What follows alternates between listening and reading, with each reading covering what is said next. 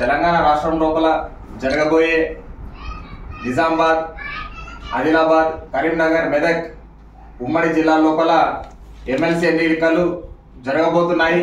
ఇందులో భాగంగా మేము విద్యార్థుల యొక్క పరిస్థితులను చూసి సిద్దిపేటలో మరి ఈరోజు హరీష్ రావు నేను అది చేసిన ఇది చేసిన అని చెప్పుకుంటున్నాడు.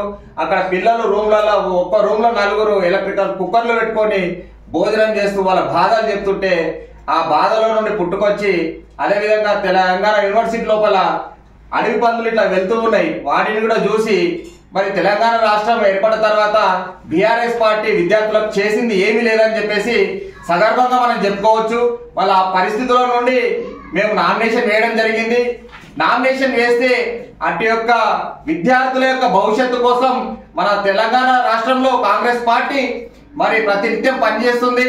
మరి ఆ యొక్క ఎజెండాను దగ్గరుండి చేయించడానికి శ్రీ తూర్పు నిర్మల జయప్రకాష్ రెడ్డి గారు విద్యార్థుల యొక్క భవిష్యత్తు కోరి మరి జగన్న గారి ఆధిపత్యాన్ని మరి ఆయన యొక్క నాయకత్వాన్ని మేము దగ్గరుండి చూసి మరి నిజంగా విద్యార్థులకు న్యాయం చేయట కొరకు ఈరోజు విత్డ్రా చేసుకోవడం జరిగింది. మా విద్యార్థుల యొక్క భవిష్యత్తే, గ్రాడ్యుయేట్స్ యొక్క భవిష్యత్తే, టీచర్ల యొక్క భవిష్యత్తే మా యొక్క అధికారం అని మేము భావిస్తున్నాము. అంతకుమించి మాకు ఏం లేదు.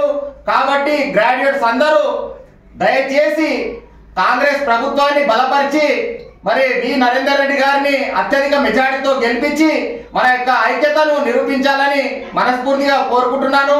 అందుకు శ్రీ తూర్పు నిర్మల జయప్రకాష్ రెడ్డి గారు కూడా 24 అవర్స్ మన సర్వీస్ లో ఉండి మన యొక్క ఆకాంక్షలు నెరవేరుస్తారని చెప్పేసి ఈ యొక్క విత్డ్రా నామినేషన్ పత్రాన్ని అందజేసి ఈ యొక్క మీడియా మిత్రుల సమక్షంలో తెలియజేసుకుంటున్నాను. ధన్యవాదాలు.